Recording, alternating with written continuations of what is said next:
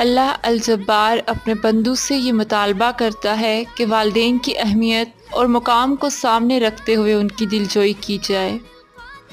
اے اللہ الجبار کے بندے، بچا اپنے آپ کو اس بات سے کہ تو کبھی بھی اپنے والدین کا دل توڑے یا تیرے کسی قول و عمل سے ان کی آنکھوں میں آنسو آ جائیں یا ان کے چہرے سرخ ہو جائیں۔ کلمہ الجبار 2 مرتبہ قرآن میں والدین کے حوالے سے استعمال ہوا ہے، اور وہ اپنے والدین کا حق شناس تھا، وہ جبار یا نافرمان نہ تھا۔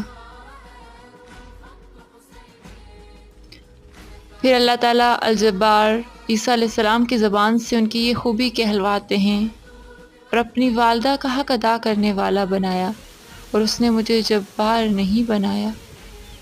کبھی بھی اپنے والدین پر جبار نہیں بننا چاہیے۔